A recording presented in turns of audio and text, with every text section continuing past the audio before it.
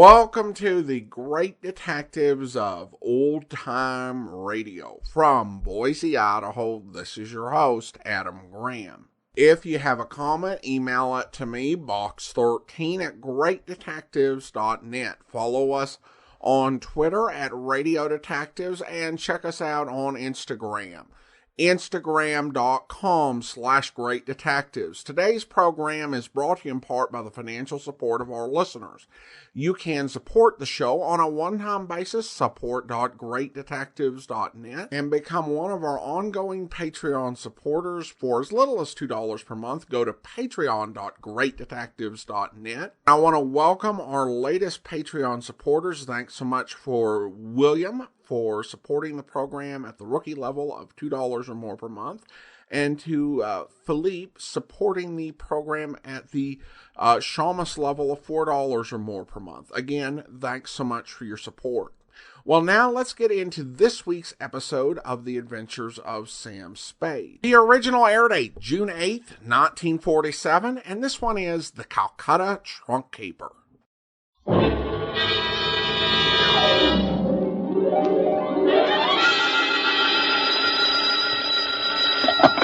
Sam Spade Detective Agency. Ahoy! It's me. Just came ashore. From what? A boat? A ship, Effie, a ship. Anything over 400 gross tons is a ship. Anybody knows that. May I inquire what was your port of call? Calcutta. My, that was a quick trip. Well, Effie, I'll tell you, I got so homesick for you I couldn't stand it, so I assembled my gear and jumped ship. Why, Sam, how sweet. How fast there, gal. I'll be right down to dictate my report.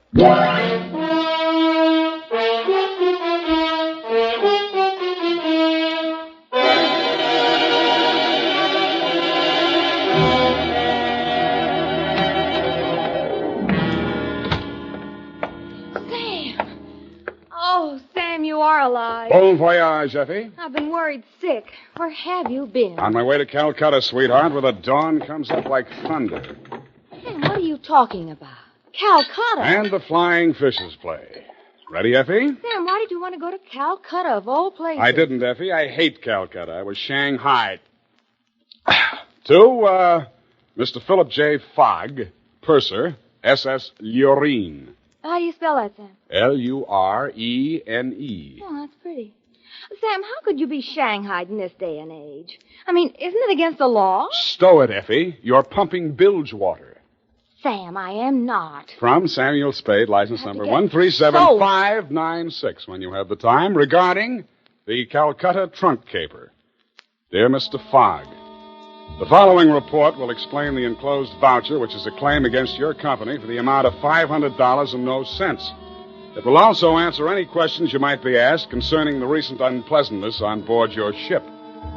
It all started yesterday morning in San Francisco when my secretary announced briefly and caustically that there was a lady outside who wanted to talk to me. I judged that she was worth talking to. She was. Your secretary let me in. Well, I'm glad she did. What can I do for you? I'm Marcia Hopkins. I see. Mrs. Marcia Hopkins. I see.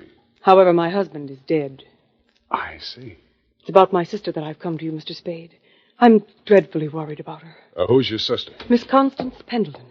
And she's become involved with a ne'er-do-well, a completely worthless scoundrel, and a real foreign Bluebeard. All three? It's one man, Mr. Spade. A Bulgarian, Major Andrea Rodnik. They're going to be married this afternoon, and I'm positive that his only interest is in her money. I'm convinced that he's going to kill her soon after the ceremony. He's done it to other wives in Europe. I've warned Constance and pleaded with her, done everything I could to stop it. But she's completely infatuated with him and refuses to listen to me. Mm-hmm. What do you want me to do? Prevent the marriage if you can. Get the truth about Rodnik's background and face Constance with it. Oh, Mr. Spade, in some way you've got to make her realize the seriousness of the situation. He's a ruthless character. Well, do what I can, Mrs. Hopkins. Oh, thank you, Mr. Spade. Oh, I've felt so alone and helpless until now. Oh, really? But you will do everything you can, won't you? We've got to save her life.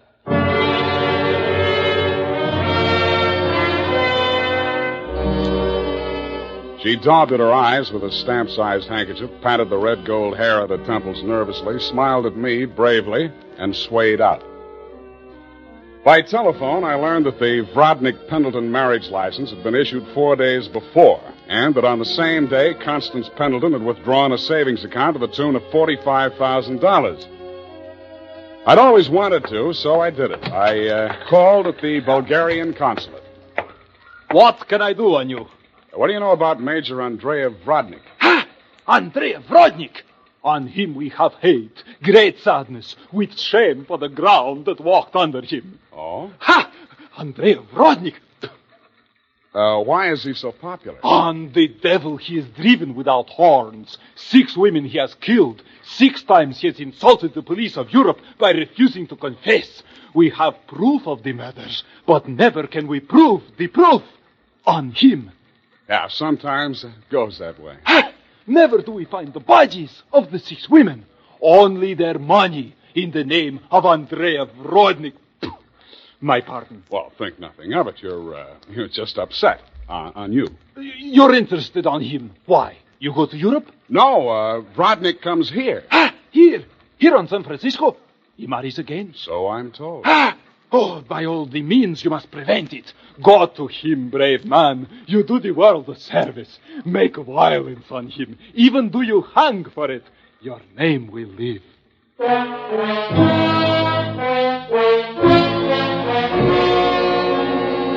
With those valiant words goading me on, I left. The farther I got into the caper, the more it looked as if Marcia's fears for Constance Pendleton were very real and very well-founded.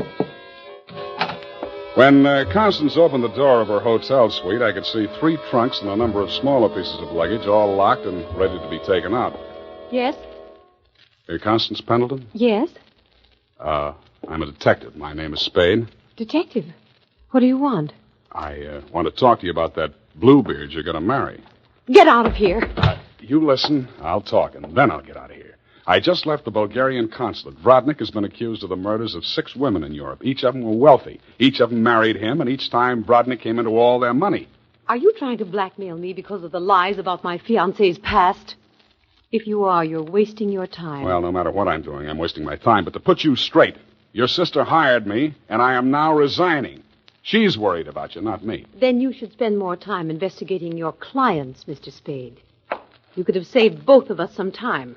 I have no sister. This is my wedding day. Goodbye, Mr. Spade.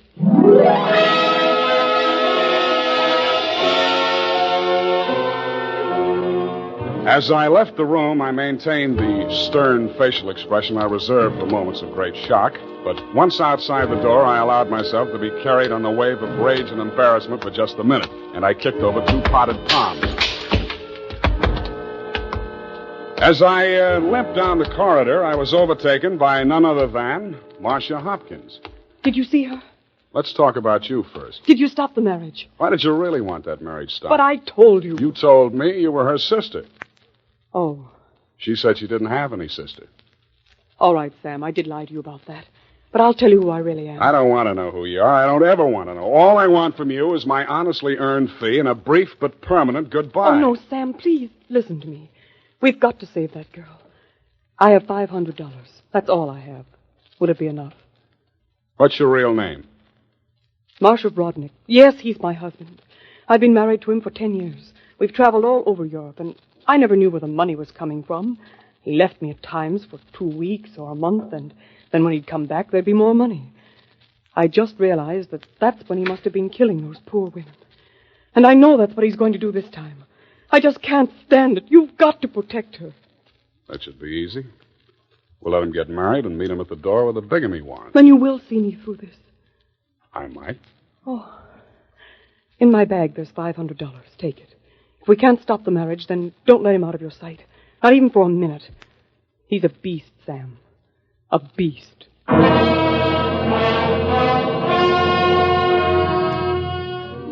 Marcia dropped me in front of the Beast's Hotel, and I climbed some fake marble steps to the 2nd floor and knocked at his door. The man who opened it was heavy, handsome in a swarthy, coarse sort of a way, and glowing conceit through 2 eyes, one monocled, one not. You are facing Major Andrei Vrodnik, 1st Bulgarian Horse. What want you? You were facing Saul Fox of the law firm of Fox, Smedley, Van Dusen, and Grip. You overwhelmed yourself. I came here to warn you. If you go through with the marriage to Constance Pendleton, you're going to find yourself tangled with civil law. Warned. Andrei Vrodnik, who has personally led more saber charges than you have teeth in your skull. Yes. Who has personally split, slashed, and impaled on his own blade more men than you have fingers and toes. You warn me? What is this talk? You're going to have a bigamy charge slapped on you 5 minutes after you slip her the ring. The warrant signed by Mrs. Marcia Vrodnik. Bigamy? Ha! I laugh. This is not bigamy. Marcia's your wife, isn't she? That bigamy was committed when I married her. I had another wife then. You call yourself a lawyer, then you know that only the second marriage is bigamy. The ones following that are nothing but interludes. Okay, Major, go ahead and have your interlude. I'm just warning you. Oh, speaks. We are being married on Redwood City from a justice of the peace 1 hour previous. Then we are sailing through the SS Lurin at midnight with our honeymoon. Already a droshky waits for the baggage and luggage. Go now before I'm losing my temper. If you're ever in Calcutta, look me up. Da!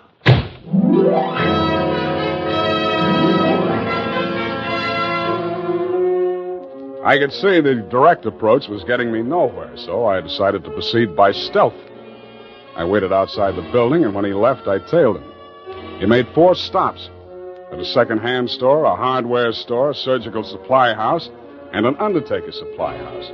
At these places, he purchased the following items: an oversized steamer trunk, black with brass fittings, a large ball of rope twine, 2 large lead sash weights, a set of surgical instruments, and at the 4th and final stop, the undertaking supply, he bought 2 items: a 20-foot length of rubber tubing and a pump. He returned to the second-hand store with his other purchases, put them inside the trunk, and ordered it sent up to Constance's hotel immediately, and thereupon it took himself to the same place. Marcia was waiting in the empty lobby when he went in. I crouched behind a pillar, turned up my hearing aid, and listened. Did you get the thing? Yeah. Now listen, my darling. We must work fast. As soon as the trunk arrives, before she has a chance to get to the telephone. Yes, Andre, but please, no cutting in the apartment. As you wish, my darling. Now, you know what you have to do. While I'm getting her into the trunk, you'll change her clothes, put on her traveling dress, the hat with the wet... What is it? What's the matter? Nothing. Come, we must make haste.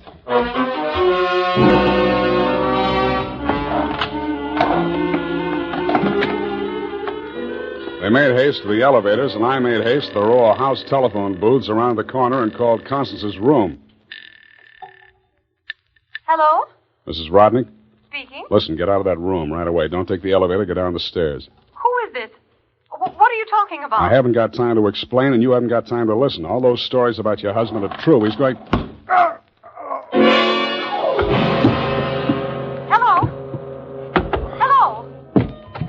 Are you still on the line? My hand clawed out to the door handle, but I couldn't reach it. I felt as if the walls were closing in around me, and just before it got dark, I had the crazy notion that I was inside Brodnick's big black trunk with the brass fittings.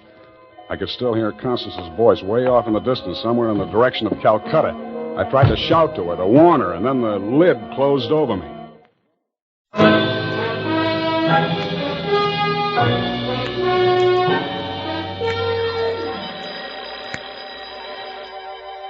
I shook my head, trying to get the bells out of it. Then I remembered where I was and what had happened. I was still wedged into the bottom of the phone booth where I'd slumped when Brodnick sapped me. I got out of there somehow and grabbed a taxi for the Embarcadero. The time was 11:55. The SS Lorraine was scheduled to sail at midnight.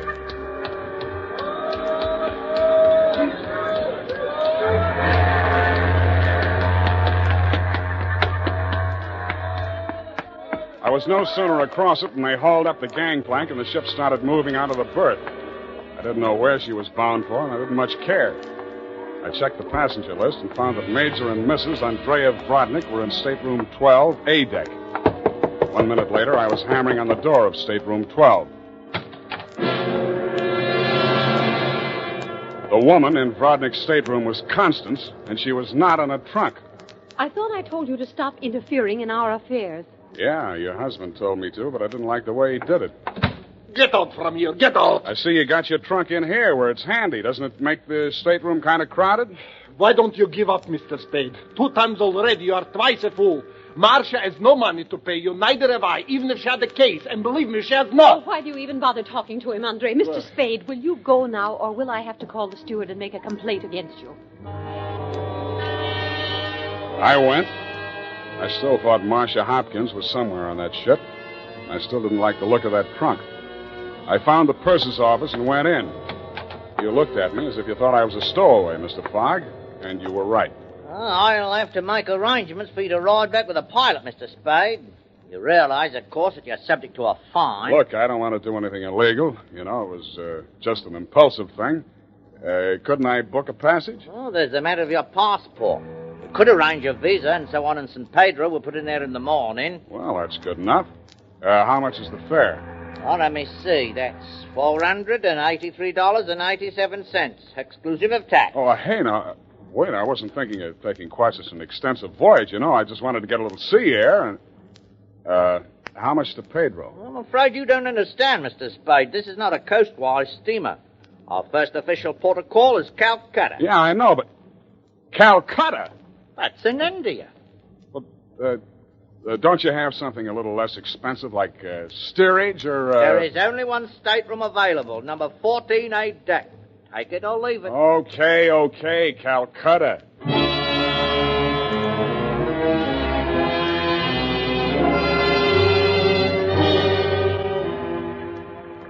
After buying my passage to Calcutta, I had exactly 12 cents left. This I gave to the steward who showed me to my stateroom. He thanked me, kicked me in the shins, and left. Out on deck, a tall, red-nosed old gentleman in knickerbockers and a yachting cap was taking a turn around the deck. With him was a face I'd seen in the morning lineup down at the Hall of Justice a dozen times. He was a hotel thief by profession, name of Norman Gorman. He knew me, too, but he didn't give me a tumble. I fell into step with him. Sea air. Nothing like it, am I right? Yeah, I guess it's okay, but there's so much of it. Brisk, bracing, salt spray. Nothing like it. Oh, hey, Norman, my lad. I hate it. I hate boats. Suppose there was a fire on board. Fire? Oh, ridiculous. This your first voyage to the Orient? Yeah. The inscrutable East. You've made this trip before? Oh, yes, indeed. I've worked this line. Yes, indeed. I make this voyage very often. Business interest out in India. Tea, you know. Runs in my family. Sturgis's Golden Orient in the little yellow package. Ever tried it? No, I never indulged. Huh? Don't drink tea. That's ridiculous. Commodore, I need a drink. I ain't happy. Suppose there was a fire on board here. Well, let's all have a drink. Yeah, suppose there was Shall a we? fire. Come on, I'll shot you to a drink, sir.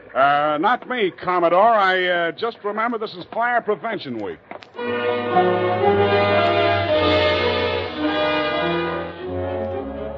The nearest fire alarm to Brodnick's stateroom was on the companionway leading to the A-deck corridor. It was a glass-enclosed box with a small hammer hanging on a chain. I broke the glass and turned the key. In 3 seconds flat, the entire population of A-deck were shoving each other up the companionway, grabbing for life preservers as they went. The steward hammered on the door of stateroom 12, opened it, shouted inside, and Brodnick and Constance reluctantly came out. I ducked inside, grabbed the handle of the trunk, and started dragging it. When I got it into my stateroom, I broke the lock and lifted the lid. It was Marcia, all right. There was just time to see that before the stateroom door flew open and the ship's officer stuck his head in. I didn't move with you. Didn't you hear the alarm? Why, no, I didn't. What's wrong? Never mind that. Here, take this life preserver. Get going now. Okay, Come on. okay. Don't touch me. It makes me nervous.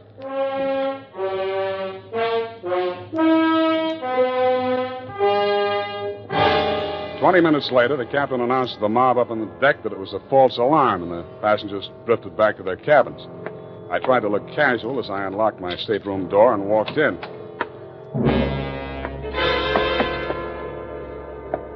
Then I stopped trying. The trunk was still there, but the lid was standing open, and it was empty. I went down to B deck and found the cabin occupied by Norm and the Commodore. That door was locked, so I kicked it in.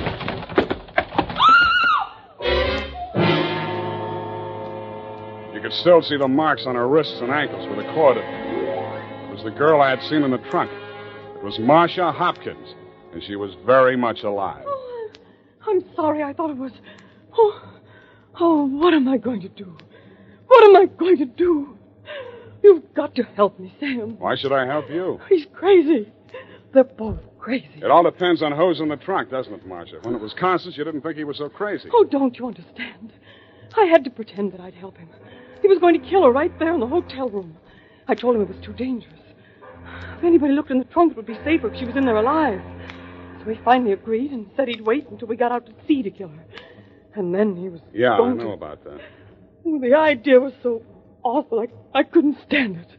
I started to scream, and then he stuffed the gag in my mouth and tied me up. He must have used chloroform or something, because the next thing I knew, I was in the trunk. And that little dark man was leaning over me. He and that old man with the knickers. They brought me here. So they pulled a switch on you. You were the fall gal all along. Oh, you've got to believe me. It was the only way I could save her life.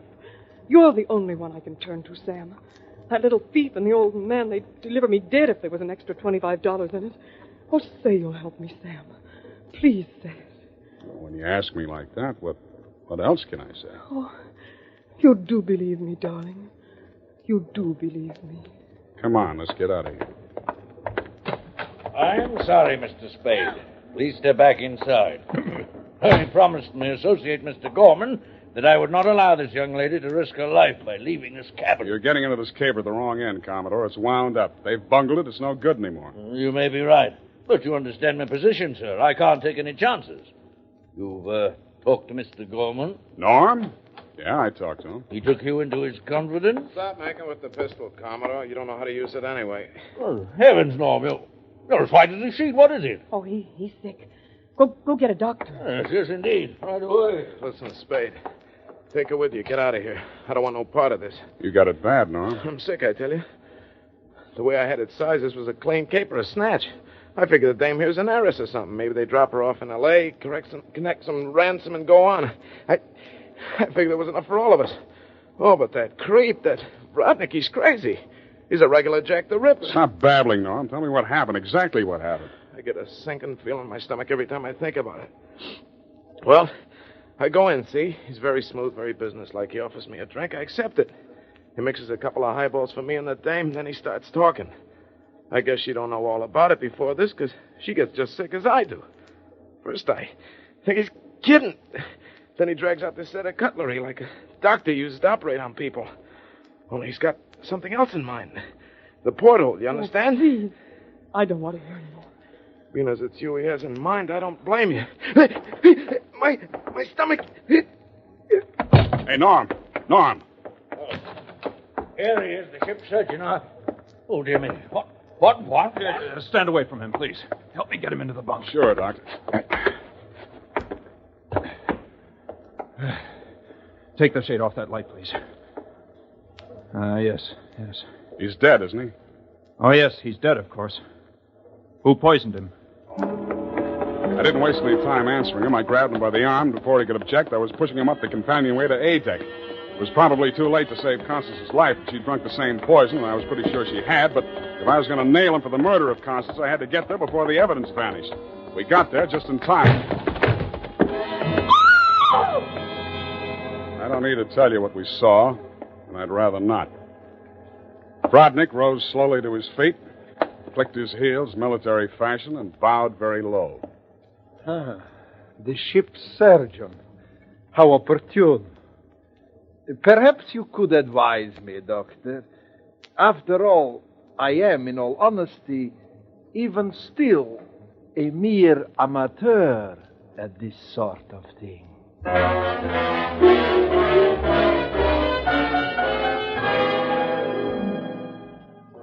After Rodnick had been taken into custody, we took another turn around the deck. It was daylight, and the ship was lying to off San Pedro. This time, the fresh air really felt good, and so did Marcia. It's all over, Sam. Yes, sweetheart, it's all over. But not between us. Say it, Sam. Say it's not all over between us. How can it be? I knew it. I knew you felt the same way. All my life before, it's been like a terrible nightmare. Never really happened. But it did happen, sweetheart. Oh, but you can forget it, darling, can't you? Please forget it. I'd like to, Marcia. I really would. Hold me close, Sam. Never let me go. You're beautiful. Is that all, Sam? Nothing else? Yeah, lots else. That's why I think we better say goodbye right now. Because when I feel like this, I get foolish. And if I get foolish with you, I'm likely to wake up in a trunk someplace. And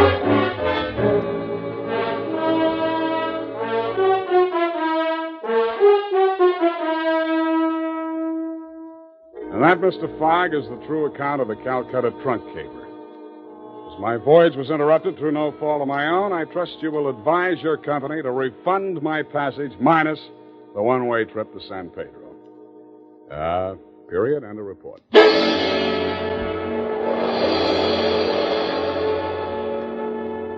Sam Spade is played by Howard Duck.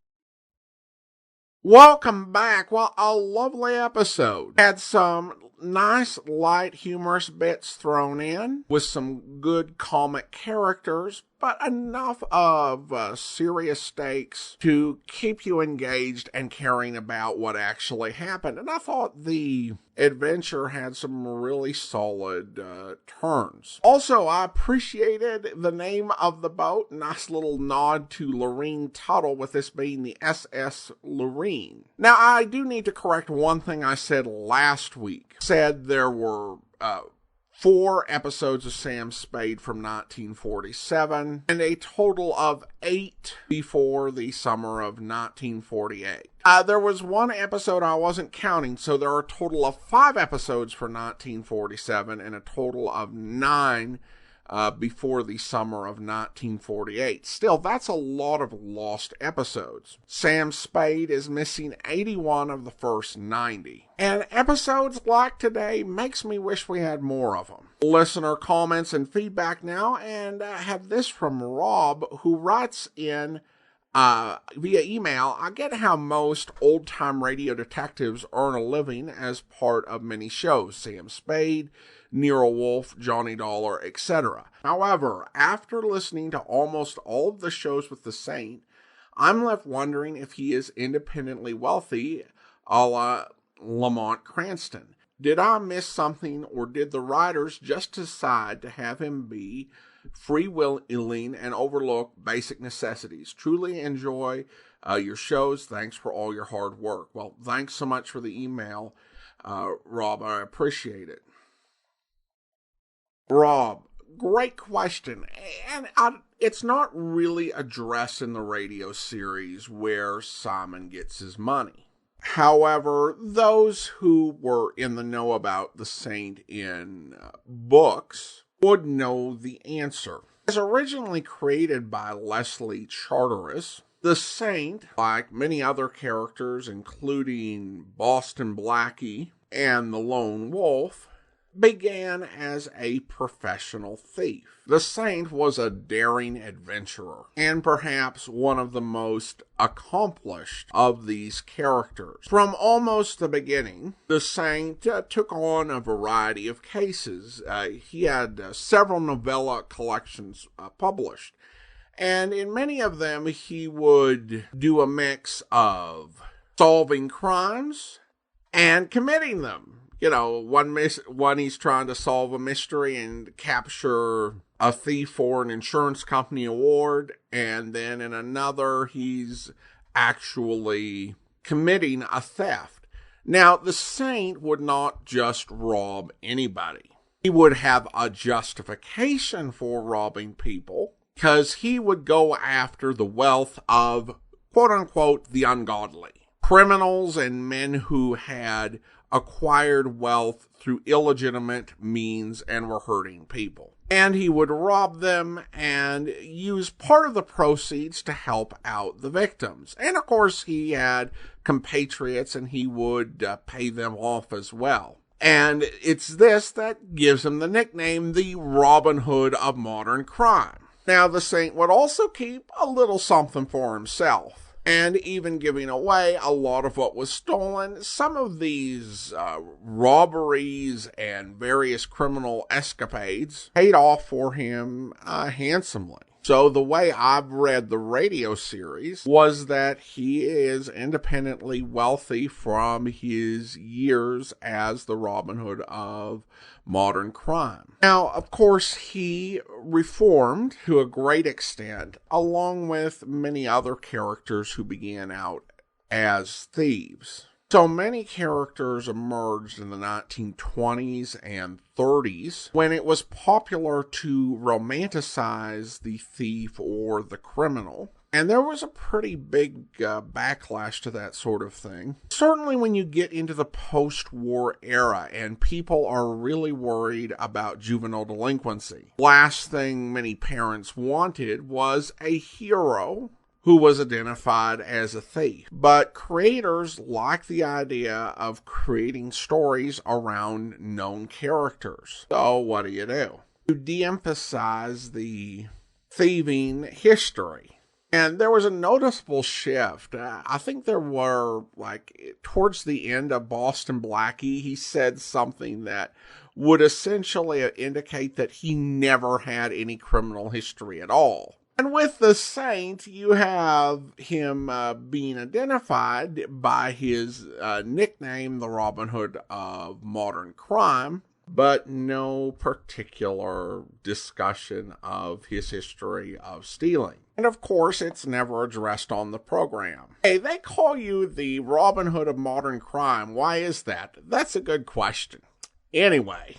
But again, it's my understanding that the Saint lived off the money he got from his crimes, plus, some commissions he collected from insurance companies when he did legitimate investigations. If anyone has a different understanding, do let me know.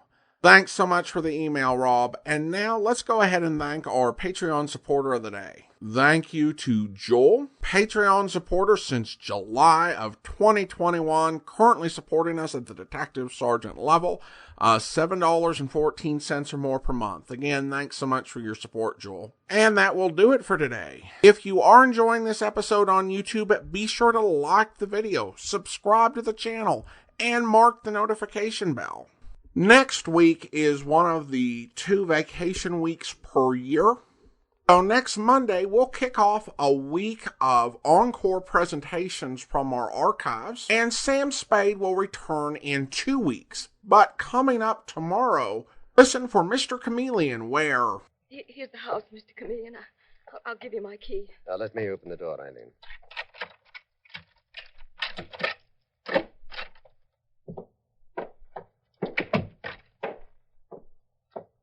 Here's the room, Mr. Chameleon, where my guardian was murdered. I don't see a body here, Dave. Not a sign, Mr. Chameleon. That's what she does. She murders people and destroys their bodies. I know. I know. Eileen, where were you?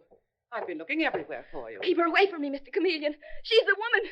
My guardian's sister, Mrs. Lambert. Easy, Eileen. There's nothing to be afraid of now. Who are these men, Eileen? I'm Chameleon of the police. This is Detective Arnold. The police? Why are you here? To investigate the murder of your brother, Mrs. Lambert. Where is his body? His body? Why, Glenville? Glenville? Yes, Elizabeth? You call me? No. No! Oh, it can't be. I saw you murdered. Oh. Child, she's fainted, Elizabeth. I'll run up and get something to give her. I'd prefer that you give her nothing, Mrs. Lambert. What? Dave, you pick up Eileen, please. Put her on the sofa in the hall. Right. Mr. Chameleon, I've taken care of Eileen ever since she came here a year ago. For the present, the police are going to take care of her, Mrs. Lambert. I have no objections. But I can't understand your attitude. The girl is insane. I wonder. She's not insane, Elizabeth. Eileen's only subject to hallucinations, Mr. Chameleon. They'll soon pass over. Hallucinations and insanity are one and the same, Glenville. She came to police headquarters in an hysterical state. Insane state, you mean, Mr. Chameleon? And reported that she saw you murder your brother this morning. That doesn't surprise me, Mr. Chameleon. Strange it should you, a famous detective. Is Eileen's the first case of insanity you've ever met with in your career? I hope you'll be with us then. In the meantime, do send your comments to box13@greatdetectives.net. Follow us on Twitter at Radio Detectives. Check us out on Instagram, instagram.com/greatdetectives.